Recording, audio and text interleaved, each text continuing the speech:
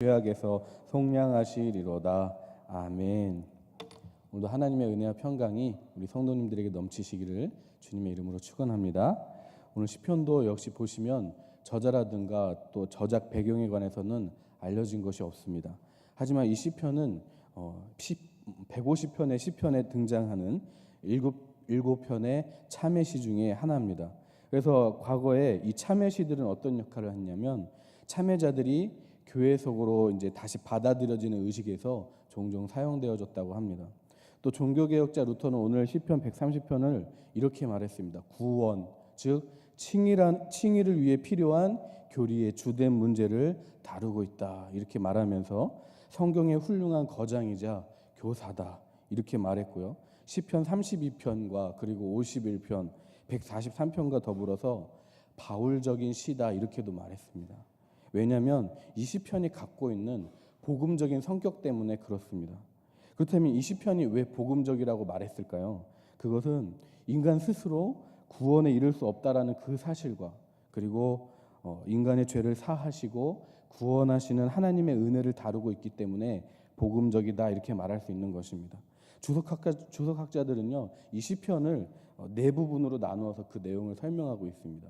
1절에서 2절은 고통 속에서 하나님을 열망하고 있고, 그리고 3절에서 4절은 고통의 원인으로 보이는 그 죄악 속에서 하나님께 회개하고 있고, 그리고 5절에서 6절은 그 회개의 아픔 속에서 하나님을 기다리고 있고, 마지막으로 7절에서 8절은 그 기다림 속에서 하나님을 기대하고 있습니다.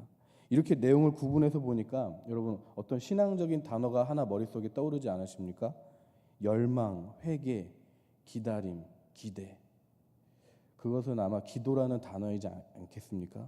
왜냐하면 고통 속에서 하나님을 바라고 죄를 회개하고 응답을 기다리고 기대하는 게 바로 기도이지 않습니까?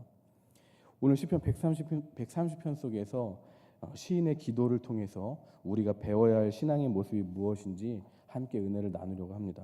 시인은 지금 어디에서 하나님께 부르짖고 있죠? 1절을 같이 읽어보겠습니다. 시작. 여호와여, 내가 깊은 곳에서 주께 부르짖었나이다. 깊은 곳에서. 이 깊은 곳이라고 하는 것이 무엇을 뜻할까요?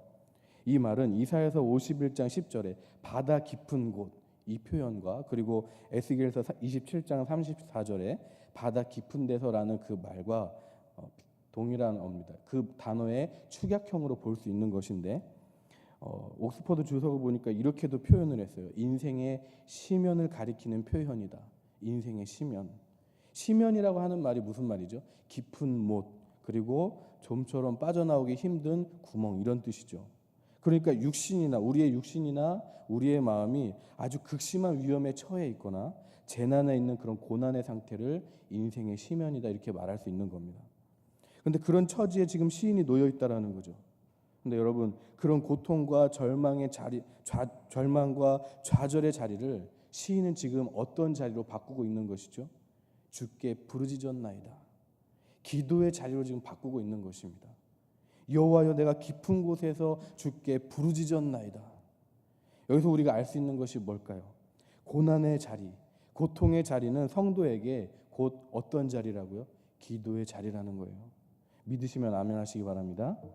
근데 이 깊은 곳이라는 곳이 큰 아픔의 자리이기 때문에, 고난의 자리, 고통의 자리이기 때문에 우리는 어떨까요? 우리가 그 깊은 곳 한가운데 있다면 우리는 어떻게 될까요? 우리의 심령은 사실 의기소침해져서 아주 깊이 다운될 것이고 불안해할 것입니다. 그래서 그 마음에 믿음의 용기를 내서 하나님께 기도하는 것이 사실 어떻습니까? 어렵기까지 할 것입니다. 하지만 시편 기자가 우리의 정체성을 누구라고 보여주고 있죠? 우리는 그 어떠한 처지 속에서라도 계속해서 하나님을 불러야 하는 사람들이다 이렇게 말하고 있는 겁니다. 한번 따라서 해볼까요? 내가 깊은 곳에서 하나님께 부르짖겠습니다. 우리가 하나님께 부르짖는데 그 부르짖음을 막을 수 있는 어떠한 처지라는 것은 이 세상에 없습니다. 왜냐하면 우리가 어떤 처지에 있든지 가난하든지 부하든지 잘나가든지 살 소망이 끊어지든지 간에 우리는 더 큰 하나님의 은혜 아래에 있는 처지에 있기 때문입니다. 위대하신 하나님의 은혜 없이는 못 사는 처지 안에 이미 있기 때문에 그렇습니다. 이것은 바로 우리의 특권인 줄 믿으시기를 바랍니다. 예레미야가 바로 지하 토굴에서 부르짖었고, 다니엘은 사자굴에서 부르짖었고, 그리고 요나도 어디에서 부르짖었습니까? 물고기 뱃속에서 부르짖었습니다. 그러므로 우리는 이 시편 기자의 고백을 통해서 다시 한번 우리의 믿음을 분명히 해야 될 줄 믿습니다. 아무리 큰 깊음 속 한가운데 거할지라도 나는 하나님께 부르짖을 것이다. 이 믿음의 언어가 여러분을 힘들게 하고 여러분을 넘어뜨리려고 하는 그곳에서 힘차게 내뱉으실 수 있는 여러분의 신앙 고백이 되시기를 주님의 이름으로 축원합니다. 우리는 이와 같이 언제든지 하나님께 부르짖을 수 있는 것입니다. 그런데 그 부르짖을 때는 우리는 2절과 같은 믿음을 함께 동원해야 됩니다. 2절을 같이 읽어볼까요? 시작. 주여 내 소리를 들으시며 나의 부르짖는 소리에 귀를 기울이소서. 이 말씀은 어떤 말씀이냐면 내 기도에 잘 응답도 안 해주시고 내 기도에 소홀하신 하나님이라고 생각하면서 제발 좀 들어주세요, 이런 뉘앙스로 하나님께 요청하는 것이 아닙니다. 하나님은 나의 가장 비밀스럽고 나의 가장 세밀한 음성까지도 들으시는 하나님이시다. 이런 신뢰와 기대감을 가지고 하나님을 요청하는 겁니다. 믿으십니까? 우리가 주님의 이름으로 하는 기도는 혹시 응답이 될까? 이런 마음으로 잠시 두드려 보다가 마는 그런 기도가 아닙니다. 어제 기도했지만 오늘 다시 또 기도하는 것입니다. 아직 응답의 문이 열려 있지 않지만 또 언제 그 문이 열릴지 모르겠지만 멈추지 않고 계속해서 기도하는 것입니다. 5만 번 응답받았다고 하는 조지 밀러를 여러분 잘 아실 겁니다. 그의 기도가 바로 이런 기도예요. 그는 평생의 삶에 많은 응답을 경험했지만 그의 생에 한 가지 응답받지 못했던 기도 제목이 있다고 하죠. 그것이 뭐죠? 바로 친구가 예수님을 영접하지 못한 거예요. 그러나 이 기도 제목도 어떻습니까? 나중에는 응답받았어요. 그 나중이라고 하는 것이 언제죠? 조지 밀러가 하나님의 부르심을 받고 이 땅에 없을 때입니다. 이렇게 조지 밀러는 살아생전에 그 응답을 보지는 못했어요. 하지만 그는 어땠죠? 끝까지 그의 기도는 멈추지 않았습니다. 언제 응답받을지 모르지만 멈추지 않는 기도. 응답의 주권은 오직 하나님께 있음을 믿고 맡기고 자신의 처지를 알아서 그저 부르짖는 일에 충실했던 조지 밀러라는 것이죠. 이것이 우리가 동원해야 할 믿음의 자세인 줄 믿으시기를 바랍니다. 응답을 넘어서서 나는 하나님께 기도하는 자고 하나님은 내 기도를 들으신다. 이것 자체가 우리의 특권이라는 것을 믿는 것이 복된 기도의 사람인 줄 믿으시기를 바랍니다. 이 믿음을 가지고 기도하면요, 기도에 있어서 좌절은 있을 수가 없습니다. 응답이라는 목적보다도 하나님과의 교제라는 더 큰 목적을 갖고 기도하기 때문에 여러분, 저와 여러분의 기도가 이와 같은 기도가 될 수 있기를 주님의 이름으로 축원합니다. 그런데 우리가 항상 하나님과의 관계가 원만한 것은 아니죠. 왜냐하면 거룩하신 하나님과 나 사이를 막는 그런 장애물이 우리 삶 속에서 들쑥날쑥 있기 때문입니다. 그럼 그 장애물이 뭐죠? 3절을 같이 읽어보겠습니다. 시작. 여호와여 주께서 죄악을 지켜보실진대 주여 누가 서리이까? 바로 그 장애물은 우리의 죄악입니다. 죄는 거룩하신 하나님 앞에 도달할 수 없도록 우리의 발목에 쇠고랑을 채워서 움직이지 못하게 합니다. 우리의 모든 거룩한 영적 활동을 마비시키는 것이 바로 죄입니다. 근데 시인이 여호와여 주께서 죄악을 지켜보실진대 주여 누가 서리이까? 라고 묻고 있는 의도를 보시면 하나님께서는 우리가 지은 죄대로 우리를 심판하시면서 우리를 대하시는 분이 아니라는 말을 하는 것입니다. 그래서 이어서 이렇게 하나님을 증거하고 있습니다. 4절을 보겠습니다. 시작. 그러나 사유하심이 주께 있음은 주를 경외하게 하심이니이다. 사유하심이 주께 있음은 무슨 말이죠? 하나님은 용서하시는 분이라는 거예요. 우리가 짓는 죄악으로부터 우리를 용서하시는 분이다. 그 용서를 너무나도 잘 표현한 선지자가 누굽니까? 이사야 선지자입니다. 그는 하나님의 용서에 대해서 이렇게 증거하고 있어요. 여호와께서 말씀하시되 오라 우리가 서로 변론하자.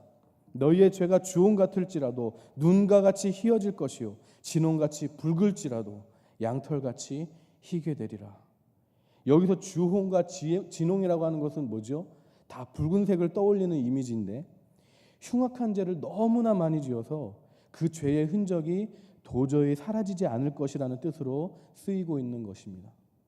근데 그런 죄악마저도 어떻습니까? 하나님은 눈과 같이 양털과 같이 휘게 하실 것이라고, 위대한 용서의 실천을 하시겠다고, 사죄의 실천을 하시겠다고 지금 선언하고 계시는 겁니다. 다시 말해서 용서하신다는 의미는 어떤 뜻이 되는 거죠? 우리가 지은 죄의 문제를 우리 스스로 해결하지 못하는 우리의 처지를 하나님께서 아시고 하나님께서 친히 그 죄의 담을 넘어오셔서 사랑의 손길을 우리 가운데 뻗으신다는 거예요. 어떻게 뻗으시죠? 예수 그리스도를 통해서. 하나님은 예수 그리스도를 통해서 그 사랑의 손길을 뻗으셨습니다. 할렐루야. 그래서 우리가 이제 그 사랑의 손길을 잡으면 우리는 언제든지 다시 거룩하신 하나님 앞에 담대히 그리고 당당히 나아가게 될 수 있다라는 겁니다. 히브리서 10장 19절에 이렇게 기록하고 있습니다. 그러므로 형제들아 우리가 예수의 피를 힘입어 성소에 들어갈 담력을 얻었나니. 그러므로 우리는 예수 그리스도의 공로를 힘입어서 살아가는 자들이 되었습니다. 이것이 바로 우리가 갖고 있는 능력이고 이것이 바로 우리가 가질 수 있는 담대함의 원천이라는 겁니다. 그렇다면 하나님은 왜 우리를 용서해 주십니까? 시편 130편 4절 시작. 그러나 사유하심이 주께 있음은 주를 경외하게 하심이니이다.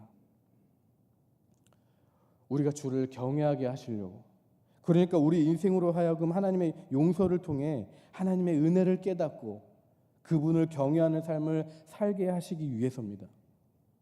이렇게 하나님에게 죄사함이 있다라는 이 사실은요, 오늘날 우리에게 말로 표현할 수 없는 큰 위로를 줍니다. 할렐루야. 왜 그렇습니까? 죄사함이야말로 우리에게 꼭 필요한 것이기 때문에 그렇죠. 그 용서가 아니고서는 우리는 절대로 하나님의 보좌 앞에 나아갈 수 없기 때문에 그렇습니다.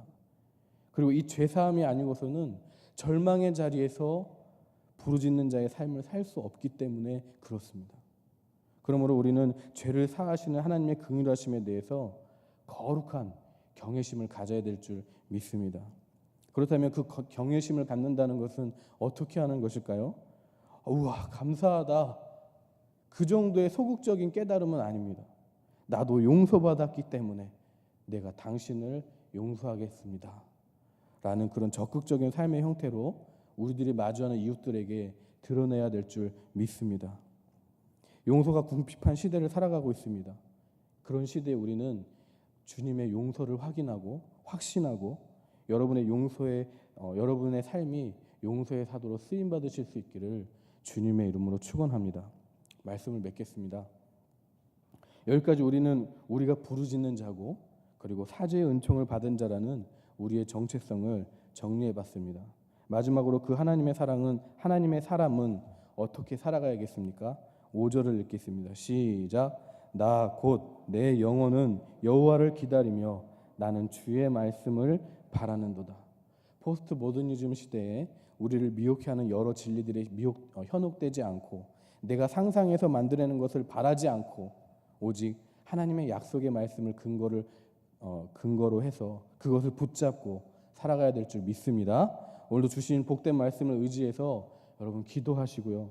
하나님의 자녀로 부름받은 이 은총의 자리를 오늘이라는 시간 속에서 다시 돌이킬 수 없는 오늘이라는 시간 속에서 마음껏 누리시는 복된 성도님들이 다 되시기를 주님의 이름으로 축원합니다. 기도하시겠습니다. 오늘도 주님께 거룩한 예물 드렸습니다. 사랑의 하나님,